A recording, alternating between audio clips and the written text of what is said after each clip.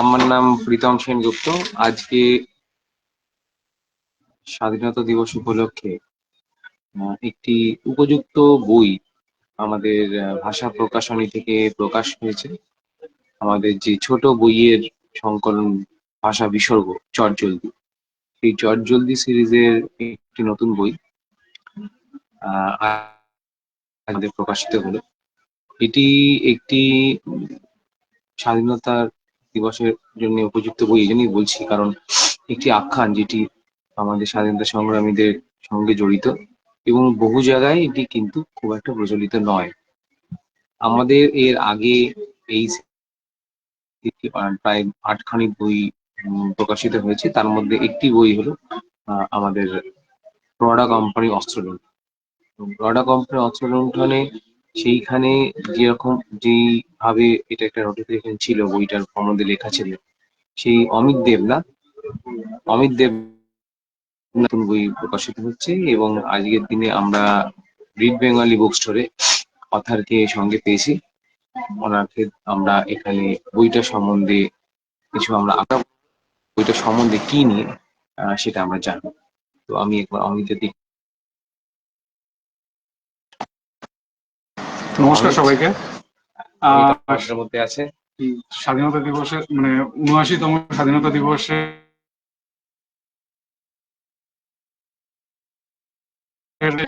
সেটা হচ্ছে দক্ষিণেশ্বর বোমা মামলা নিয়ে। এটা ১০০ বছর পুরনো একটা ঐতিহাসিক দলিল, যেটা এখনো পর্যন্ত ইতিহাসের কানাগলিতে অবক্তই রয়ে গেছে। ১৯০০ একটু এই বিষয়টা নিয়ে আলোচনা করার আগে একটু পিছিয়ে যেতে হবে। ১৯১৫ সালে যখন বালেশ্বরের যুদ্ধ শহীদ হলেন, তারপর থেকে ভারতবর্ষের বিপ্লবী আন্দোলনে একটা মানে অভাব, একটা শূন্যতা, একটা ভাটা পড়লো। সেই সময় প্রথমত হচ্ছে ব্রিটিশ পুলিশের যে নির্যাতন অনেকটাই বেড়ে গেছিল। আমরা জানি কুখ্যাত আইনের মতো নিষ্পেষণমূলক আইন আসলো, যেখানে সমস্ত যারা রাজনৈতিক ষড়যন্ত্রের সাথে জড়িত ছিলেন তাদেরকে জেলে বন্দি করা হলো। অনেকে ফেরার হলেন, অনেকে অজ্ঞাতবাসে রইলেন। তো নেতৃত্বের অভাবে, কর্মীর অভাবে আর অর্থের অভাবে বিপ্লবী আন্দোলনে ভাটা পড়তে থাকলো। এরই মধ্যে বিশ্বযুদ্ধ শেষ হলো। কংগ্রেসের যে নেতারা ছিলেন এবং তো মানে হোয়াইট পলিটিক্স যারা করতেন সেই সময় সেই নেতাদের প্রতিশ্রুতি দিয়েছিল ব্রিটিশ সরকার যে মহাযুদ্ধে যদি প্রথম মহাযুদ্ধে ভারতীয়রা ব্রিটিশ সাম্রাজ্যবাদকে সাহায্য করে, তাহলে যুদ্ধের শেষে তাদের যে দাবি দাওয়া গুলো আছে, মানে মূলত ডোমিনিয়ন স্ট্যাটাস, সেটার ব্যাপারে ভেবে দেখা হবে। কিন্তু মহাযুদ্ধ শেষ হওয়ার পর ব্রিটিশ সরকার তাদের কোনো দাবি দাওয়া, তো আমাদের কোনো দাবি দাওয়াকে তো মানলই না, উল্টে জালিয়ানওয়ালাবাগের ঘটনা আমরা প্রত্যক্ষ করলাম। আর তারপর যখন মহাযুদ্ধ শেষ হলো, যে রাজকীয় ঘোষণাপত্র ছিল, রয়্যাল প্রোক্লামেশন, সেখানে তারপর মন্টেগু চেমসফোর্ড রিফর্ম এর দ্বারা সমস্ত যারা রাজনৈতিক বন্দী ছিল মুক্ত করা হলো। আর ততদিনে ভারতবর্ষের যে রাজনীতিতে গান্ধীজির উদয় হয়েছে। তো একটা যে স্বাধীনতা আন্দোলনের একটা প্যারাডাইম, মানে অহিংস অসহযোগ আন্দোলন একটা অভিনব ব্যাপার ছিল, যে অহিংস পথেও এরকম একটা মানে ব্রিটিশ সাম্রাজ্য যায়, সেটা একটা অভাবনীয় ছিল। তো এইরকম একটা অবস্থায় যারা এককালে সক্রিয় সশস্ত্র বিপ্লবী আন্দোলনের সাথে জড়িত ছিলেন, তারাও আর মানে যে সাংসারিক হলেন, কেউ চাকরি বাকরি শুরু করলেন, কেউ কংগ্রেসি রাজনীতিতে একদম প্রত্যক্ষভাবে যোগ দিলেন। তো তারাও কেউ চাইলো না যে আর সশস্ত্র আন্দোলনে যাবে। এরপর যখন ১৯২২ সালে চৌরিচৌরা তার আন্দোলন প্রত্যাহার করে নিলেন, আবার একটা মানে যে যুব সম্প্রদায়, তাদের মধ্যে একটা শূন্যতা, একটা ফ্রাস্ট্রেশন। বাংলা বরাবরই, বাংলার মাটিতে বরাবরই সশস্ত্র আন্দোলন ঘটতে দেখা যাচ্ছে। এখানকার যারা কর্মী ছিলেন তারা বাঘাযতীনের জীবনী এসব পড়েই বড় হয়েছেন। তো তারা কোনো মতেই ওই অসহযোগ আন্দোলনের প্রতি অতটা অনুরাগী ছিলেন না। তো এইরকম যখন একটা শূন্যতা, এরকম যখন একটা অভাবনীয় অবস্থা চলছে, তখন উত্তর ভারত বিশেষত পাঞ্জাবের যে সংগঠন, সেটা বিখ্যাত বিপ্লবী জ্যোতিষ ঘোষ। তিনি বিপ্লবীদের কাছে বাংলার মাস্টারমশাই নামে পরিচিত ছিলেন। তিনি আবার চেষ্টা করলেন একটা নতুন ভাবে এই যে বিপ্লবীর যে বিপ্লববাদের যে অগ্নিকুণ্ডে আবার নতুন ভাবে যাতে অগ্নিসংযোগ করা যায়। তো তিনি যারা তখনকার দিনের যারা যুগান্তর অনুশীলনের মতো নেতারা ছিলেন, তাদেরকে সবাইকে অ্যাপ্রোচ করলেন যে আবার একটা নতুন করে স্বাধীনতা আন্দোলন, মানে সশস্ত্র স্বাধীনতা আন্দোলন শুরু করা যায়। কিন্তু কারো কাছ থেকেই তেমনি কোনো রেসপন্স পেলেন না। তবে অধিকাংশ নেতারাই রেসপন্স না দেখালেও তখন কিন্তু আত্মোন্নতি সমিতির বিপিন গাঙ্গুলি, অনুকূল মুখার্জির মতো নেতারাও ছিলেন যারা আজীবন সশস্ত্র বিপ্লববাদকে সমর্থন করে এসেছেন। তো তিনি, তার বন্ধুস্থানীয় ছিলেন সন্তোষ মিত্র, তাদের প্রচেষ্টায় সবাইকে আবার একত্রিত করা হলো। একত্রিত করে ইতিমধ্যে চট্টগ্রামের ছিলেন নগেন সেন, সূর্য সেন, যশোদা পাল, এরাও ছিলেন। এদেরকে একত্রিত করে একটা নতুন বিপ্লবী দল গঠন করা হলো 1922 সালে, যখন চট্টগ্রামে কংগ্রেসের প্রভিন্সিয়াল কাউন্সিল বসে সেই সময়। নতুন পার্টিটার নাম দেওয়া হলো রেড বেঙ্গল পার্টি। পার্টিটার প্রধান লক্ষ্য ছিল একদম যে পুরো সর্বভারত ব্যাপী আবার একটা সশস্ত্র অভ্যুত্থান সংগঠন করা। আমি এই কারণে বলছি যে 1915 সালে সেই যে বাঘাযতীন আর রাসবিহারী ঘোষ মিলে যে সশস্ত্র অভ্যুত্থানের যে কনসেপ্টটা নিয়েছিলেন, এরপর থেকে এই 1925 সালে দক্ষিণেশ্বর যে মামলাটা হলো, তার মধ্যে কিন্তু সেই সশস্ত্র আন্দোলনের যে আবার একটা সশস্ত্র আন্দোলন উত্থান করার একটা তাগিদ, সেটা কিন্তু এর আগে তৈরি হয়নি। কয়েকটা বিক্ষিপ্ত মাঝে মাঝে বৈপ্লবিক ঘটনা ঘটলেও এই সশস্ত্র অভ্যুত্থান ঘটনা কিন্তু আবার পুনরায় আসলো এই রেড বেঙ্গল পার্টি জ্যোতিষ ঘোষের হাত ধরে।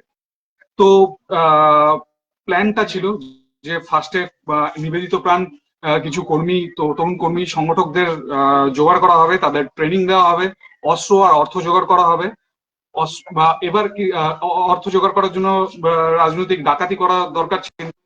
এবারে ডাকাতির চরিত্রটা একটু বদল হলো। আগের বার ডাকাতি করা হতো কিরকম ভাবে, যে কারো কোনো বিত্ত তার বাড়িতে গিয়ে ডাকাতি করতো। যে আমরা সরকারি যে ইনস্টিটিউট গুলো আছে সেখান থেকে আমরা ডাকাতি করব। তারই ফলস্বরূপ যে আমি এই বইয়ের মানে শুরুতেই ব্যক্ত করেছিলাম, অনন্তহরি মিত্র কৃষ্ণনগরে পোস্ট অফিস মেল বক্স লুট, আর তারপর আসাম বেঙ্গল রেলওয়ে ডাকাতি হয়েছিল।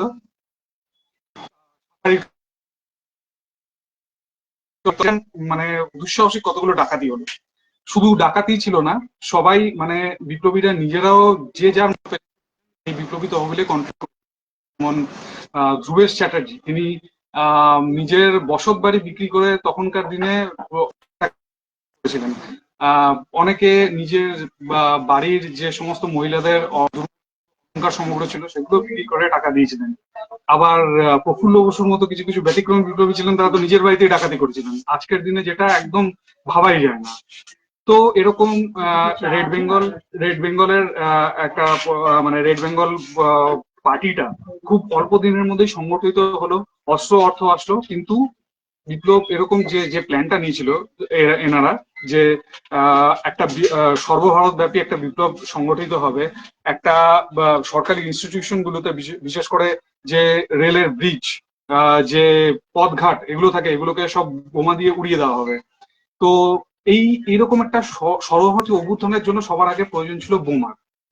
ততদিনে উল্লাসকর দত্ত, তারপর হেমচন্দ্র কানুনগো আর অমৃতলাল হাজরা, যেমন রাজাবাজার ষড়যন্ত্র মামলার যারা কাণ্ডারি ছিলেন, ততদিনে তাদের যুগ শেষ হয়েছে। এবার নতুন ভাবে বোমা বানানোর দায়িত্ব গিয়ে পড়লো হরিনারায়ণ চন্দ্রের উপর। হরিনারায়ণ চন্দ্রকেই মানে অঘোষিত দক্ষিণেশ্বর মামলার নায়ক বলা যায়, কারণ তিনি এই বোমার মানে এই নতুন ধরনের বোমা কাস্ট আয়রনের খোলের মধ্যে খাঁজ কেটে স্প্লিন্টার ছোটানোর ব্যবস্থা করে, হ্যান্ড গ্রেনেড মানে যেটা আপনার নিয়ে যাতায়াত করার সুবিধা হবে কিন্তু তীব্র শক্তিশালী বোমা হবে, সেরকম বোমা আবিষ্কার করেছিলেন। প্রথম বিশ্বযুদ্ধে ব্যবহৃত ব্রিটিশ যে হ্যান্ড গ্রেনেড ছিল তার মডেল ছিল HE-36 আর HE-56। এই মডেলগুলো জোগাড় করে এনেছিলেন নগেন সেন, যশোদা পাল। তারা প্রথম বিশ্বযুদ্ধে কিন্তু ব্রিটিশ ভারতীয় ফৌজের হয়ে লড়েছিলেন। তো সেই রকম শেল রেখে তার মধ্যে picric acid, picric powder, yellow phosphorus যোগ করে তিনি এই শক্তিশালী বোমাটা বানিয়েছিলেন। অনেকে বলেন তিনি নাকি টিএনটি বোমা বানাতেও, মানে ট্রাইনাইট্রোটলুয়েন্ট বোমা বানাতেও সক্ষম হয়েছিলেন। তো এরকম ভাবে বোমা বানানো হলো দেওঘরে গিয়ে। তো আর আমি একটা কথা মানে মাঝখানে হয়তো মানে বলতে ভুলে গেছি, যে ততদিনে শচীন্দ্রনাথ সান্যালও কলকাতায় এলেন। তিনি তার যে এইচআরএ ছিল, হিন্দুস্তান রিপাবলিকান অ্যাসোসিয়েশন, আমরা সবাই মোটামুটি তার সাথে পরিচিত। হিন্দুস্তান রিপাবলিকান অ্যাসোসিয়েশনের যে ভবানীপুর গ্রুপটা ছিল, যতীন দাস এই গ্রুপের সাথে ছিলেন, তাদেরও এই গ্রুপ তাদেরও রেড বেঙ্গল পার্টির সাথে যুক্ত করেন। পার্টিটার নামকরণ হলো নতুন, ভায়োলেন্স পার্টি নাম হলো। তো বোমাটা যখন তৈরি হলো, বোমাটা এই যতীন দাস, হরিনারায়ণ চন্দ্র এরা সবাই মিলে গিয়ে দেওঘরে টেস্ট করে আসলেন। টেস্ট করে মানে টেস্ট রেজাল্ট খুবই সন্তোষজনক ছিল। সবাই বোমার যে শক্তি আর বোমার যে অ্যাজাইলিটি, যেটা মানে সহজে নিয়ে যাতায়াত করার সুবিধা, এটা দেখে সবাই সন্তুষ্ট হলো। এবার এই খবরটা বিপ্লবী মহলে খুব ভালোভাবে সুচারুরূপে একটি ছড়িয়ে গেল। তখন অনুকূল মুখার্জি হরিনারায়ণ চন্দ্রকে ডাকলেন। অনুকূল মুখার্জি বললেন, তুমি কি এটা মানে মাস স্কেলে এই বোমাটা প্রডিউস করতে পারবে? যদি পারো তো আবার অভ্যুত্থানের কথা আমরা ভাবতে পারি। তো হরিনারায়ণ চন্দ্র রাজি হলেন। এবার এতদিনে যে বোমা তৈরি হতো খুব গোপনে এর বাড়িতে যে কোনো ভাবে করে তৈরি হতো, কিন্তু মাস স্কেলে বোমা প্রডিউস করা, তার ট্রেনিং দেওয়া, বিপ্লবী কর্মীদের ট্রেনিং দেওয়ার জন্য একটা নিবৃত্ত একটা ডেডিকেটেড বাড়ি দরকার ছিল। তো দেবীপ্রসাদ চ্যাটার্জি তিনি দক্ষিণেশ্বরের একটা বাচস্পতি পাড়ায় একটা জীর্ণ দোতলা বাড়ি ছিল, সেই বাড়িটার খোঁজ দিলেন। দক্ষিণেশ্বর আজকের দিনে দেখে হয়তো ওরকম ভাবা যাবে না, কারণ এখন তো মানে মেট্রো, হাইওয়ে সবই ওখানে আছে, ফ্লাইওভার সবই আছে, কিন্তু তখনকার দিনে দক্ষিণেশ্বরটা শহরের উপকণ্ঠই ছিল। মানে মফস্বল অজপাড়া গায়ে ছিল, বেশি বা বাড়িঘর ছিল না, চাষের জমি আর কয়েকজন চাষাভুষো লোকের বাড়ি ছিল সেখানে। তো দক্ষিণেশ্বরের জীর্ণ দোতলা বাড়িটা ফিক্স হলো, ওখানে একটা পুরোদস্তুর বোমার কারখানা স্থাপন করা হলো। আর 4 নম্বর শোভাবাজার স্ট্রিটে আরেকটা আস্তানা তৈরি করা হলো, যেখানে ফেরারি বিপ্লবীরা আশ্রয় নিতে পারতো, তাদের থাকা খাওয়ার ব্যবস্থা করা হলো। মানে পরবর্তীকালে আদালতে যখন দক্ষিণেশ্বর মামলাটা চলে, তখন শোভাবাজারের বাড়িটাকে দক্ষিণেশ্বর মামলার একটা আউটপোস্ট বলে মান্যতা দেওয়া হয়েছিল। তো এরকম মানে বোমা তৈরি, কর্মীদের প্রশিক্ষণ দেওয়ার ব্যবস্থা সবই চলছিল। কিন্তু মাঝপথে ঠিক ওই 1925 এর মধ্যে শচীন সান্যাল ধরা পড়ে গিয়েছিলেন ফেব্রুয়ারি মাসে। তো তারপর কি হয়েছিল, সমস্ত গ্রুপ, যে চন্দননগর গ্রুপ ছিল, চুচুড়া গ্রুপ ছিল, হুগলির গ্রুপ ছিল, সমস্ত গ্রুপের থেকে এক একজন করে প্রতিনিধি নিয়ে একটা সেন্ট্রাল কাউন্সিল তৈরি করা হয়েছিল। আর পার্টিটার আবার পুলিশের হাত থেকে বাঁচার জন্য নাম বদল করা হয়েছিল, সেটার নাম দেওয়া হয়েছিল নিউ ভায়োলেন্স পার্টি। এবার দক্ষিণেশ্বর মামলা যখন, দক্ষিণেশ্বরে যখন এই বোমা তৈরি, কর্মীদের প্রশিক্ষণ দেওয়া, মোটামুটি সব কাজই চলছিল, তখন কি হলো, ঠিক এই 1925 সালে পুজোর পর কালী পুজোর ঠিক আগে দিয়ে সবাই জ্বরে, সম্ভবত ম্যালেরিয়ায় আক্রান্ত হলেন। অধিকাংশ কর্মীরাই ম্যালেরিয়া আক্রান্ত হয়েছিলেন। কেউ ছিলেন দক্ষিণেশ্বরের বাড়িটায়, কেউ শোভাবাজারের বাড়িটায়, কেউ আর বেহালার কোনো আস্থানায় ছিলেন। ইতিমধ্যে অনন্তহরি মিত্রের নামে ওয়ারেন্ট জারি হয়েছে। তিনি কৃষ্ণনগর থেকে এখানে চলে এসেছেন, দক্ষিণেশ্বরের বাড়িটা দিয়েছিলেন। তো অনন্তহরি মিত্র তিনি একটু সুস্থ ছিলেন, তিনি কি করলেন, যে এই সমস্ত কর্মীদের একত্রিত করার চেষ্টা করেন, কারণ একসাথে যদি, সবটা বলে দিলে হবে না, কিন্তু গল্পটা পুরোটা বলে দিলে হবে না না, বলছি রাখতে হবে। তো একসাথে করলে তাদের শুশ্রূষা করতে সুবিধা হতো। তো এই একসাথে নিয়ে আসার পথে একজন গুপ্তচর আর কি তাকে দেখে ফেলে, আর সেই সূত্র ধরে পুলিশ দক্ষিণেশ্বরের বাড়িটায় রেড করে। দক্ষিণেশ্বরের বাড়িটা রেড হয়, শোভাবাজার বাড়িতে রেড হয়, সবাই অনেকেই ধরা পড়ে। তারপর তাদের জেলে পাঠানো হয়, কিন্তু জেলেও ঘটেছিল একটা দুর্ধর্ষ একটা রোমহর্ষ কাণ্ড ঘটেছিল, কারণ ওই জেলের মধ্যেই আইবি সুপারিনটেন্ডেন্টকে হত্যা করেছিলেন বিপ্লবীরা। আর সেই ঘটনার পরিপ্রেক্ষিতে দুজন বিপ্লবীদের ফাঁসি হয়েছিল, যদিও সেটা নিয়ে অনেক বিতর্ক আছে, কারণ তাদের এই রায়টা ঠিক ছিল কিনা। তো যেটা হলো যে এই এতগুলো ঘটনাক্রম নিয়ে যে ঘটনাটা, যে ঘটনা এতটা ঐতিহাসিক তাৎপর্যপূর্ণ, কিন্তু এতদিন অব্যক্তই থেকে গেছে ইতিহাসে, আজ সে 100 বর্ষ, কিন্তু আমরা কজনই বা সে এই বিষয়ে জানি। এই ব্যাপারে মানে নতুন প্রজন্ম আর বর্তমান প্রজন্ম ভবিষ্যৎ প্রজন্মকে অবহিত করাই একটা আমার ক্ষুদ্র প্রয়াস এটা। আর আমি অসংখ্য ভেতরে ধন্যবাদ জানাতে চাই। বইয়ের ভেতরে কি আছে একটুখানি কি কয়েকটা পাতা দিয়ে একটু পাঠককে দেখাতে পারো যদি? বইয়ের ভেতরে সেটা বইয়ের সাইজটা একবার তো আমরা দেখিনি, বইয়ের হ্যাঁ, সাইজটাকে আমরা এরকম মোবাইল বই বলে বলি, মোবাইল সাইজের বই। মানে এক নিঃশ্বাসে বই পাঠকরা বইটাতে পড়ে পড়ে শেষ করতে পারবে। 72 পাতার বই, এরকম ছোট্ট আমরা হাতের ইয়েতে চলে আসে, ধরে দেখো। বইটার ভেতরে তুমি যদি কয়েকটা পাতা একটু হুম। দেখো কি আছে, তাহলে এরকম পাতার মধ্যে কি কি তুমি ডকুমেন্টেশন দিয়েছো। আমি লাস্টের দিকে তো দেখেছিলাম বোমার ছবি টবিও আছে। হ্যাঁ, এটা হচ্ছে আমি দেখাচ্ছি যে এইটা ছিল মিলস বোমা, হ্যান্ড গ্রেনেড টাইপের। এই টাইপের বোমাই দক্ষিণেশ্বরে আহ, আহ, যে মামলায় সেখানে বানানো হয়েছিল, এরকম টাইপের। এটা না, তবে এরকম টাইপের। এটা প্রথম বিশ্বযুদ্ধে ইউজ করা মিলস বোমা। বিভিন্ন রকম যে বোমা ছিল তার যে স্পেসিফিকেশন আছে আমি ছোট্ট করে খুব সংক্ষেপে এখানে উল্লেখ করেছি। প্লাস যে তখনকার দিনে যখন ইংলিশ নিউজ পেপার পত্রিকায় যে কাটিং গুলো বেরিয়েছিল এই দক্ষিণেশ্বর বোমা মামলা নিয়ে, সমস্ত কিছু এখানে উল্লেখ করা আছে। বিপ্লবীদের যারা এই মামলার সাথে সংশ্লিষ্ট ছিলেন তাদের ছবি। এই আলিপুর বোমা মামলা তো সবাই জানে, দক্ষিণেশ্বর বোমা মামলা কিন্তু খুব একটা বেশি লোক মনে রাখেনি। কারণটা কি মনে হয় তোমার? এটাকে নিয়ে কি খুব কম এটা রিসার্চ করা হয়েছে? এটা মানে কি বলবো যে হয়তো মানে আমাদেরই এটা অবহেলা পড়ে থেকেছে যে এরকম একটা হিস্টোরিক্যাল ইম্পর্টেন্স নিয়ে যে মামলাটা হয়েছিল তাকে আমরা কেউ মনে রাখিনি, সেইভাবে কোনো প্রচার নেই। যে এই এই যে এই মানে মানে তথাকথিত যে ব্রিটিশরা ষড়যন্ত্র নাম দিয়েছিল, এরই কিন্তু একটা পার্ট ছিল কাকুরি ষড়যন্ত্র।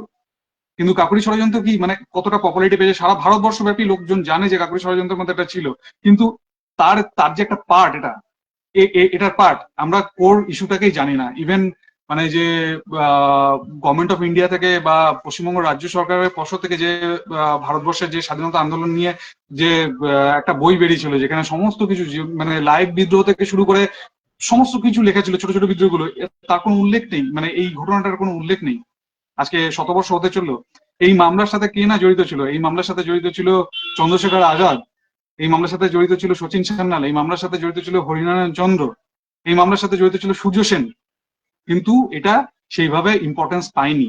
আমাদের উচিত এই মামলাটাকে, এই ঘটনাটাকে আরো তুলে ধরা, এই ঘটনাটাকে নিয়ে প্রচার পাওয়া। কারণ সমস্ত কিছু আছে এর মধ্যে, প্ল্যানিং, বৈপ্লবী পরিকল্পনা থেকে শুরু করে বোমা তৈরি, তারপর জেলের ভেতর আইবি সুপারিনটেন্ডেন্টের হত্যা, দুজন বিপ্লবী বীরের ফাঁসি, সবই আছে এর মধ্যে।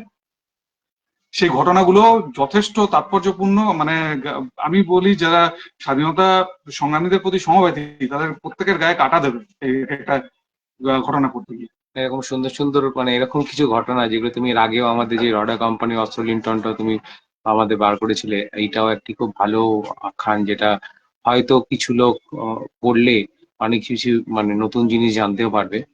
এবং আজকে আমরা এই মানে স্বাধীনতা সংগ্রামীদের বইয়ের সিরিজের মধ্যে এইটি আমাদের একটি যোগ হলো। আমরা এই বইয়ে হয়তো আরো দু একটা জিনিস নিয়ে বিস্তারিত আলোচনা ভবিষ্যতে করব। আমরা মাঝে মধ্যে অমিতের কাছ থেকে বইটি সম্বন্ধে অনেকবার লিখেছি, আমরা এর আগেও আমাদের পেজে এবং ভাষা পেজের মধ্যে এই বইটির বিভিন্ন ঘটনা নিয়ে ছোট ছোট লেখা আছে। আরো কিছু পরিকল্পনা আমাদের এই সিরিজেই আছে, অমিতের সাথেই কথা হয়েছে, অমিত হয়তো পড়বে। আমরা এই বইটি এখন আপনার মোটামুটি পাঠক মহলে আমাদের সোমবার দিন থেকে পাওয়া যাচ্ছে। আহ, এটার নাম হচ্ছে দক্ষিণেশ্বর বোমা মামলা, অমিত দেবনাথ। আমাদের ভাষা পাবলিশিং হাউসের যে ভাষা বিসর্গ যে ইমপ্রিন্ট, 89 টাকা দাম। আমাদের কলেজ স্ট্রিট সহ সমস্ত জায়গাটি অ্যাভেলেবেল। আপনি আমাদের স্টোরে, রিড বেঙ্গলি বুকসের স্টোরে আপনারা পাবেন, এছাড়াও কলেজ স্ট্রিটে সব জায়গায় পাবেন। আপনাদের এই বইটি হাতে নিয়ে পড়ে আমাদের জানাবেন কেমন লাগলো। আর আজকে আমি একবার শেষ করার আগে আমি অমিতকে বলবো, আর যদি কোনো পরিকল্পনা অমিতের থাকে, কিছু আমাদের কথা হয়েছে, একটা যদি ছোট্টখাট্টো একটু লোকেদের কি বলে ট্রেলার দিয়ে রাখা যায়। আমাদের একটা বড় বইয়ের কথা হচ্ছে, সেটাও আমরা বলেছি, তো সেগুলো একটু জানালে এবং পাঠক সেটা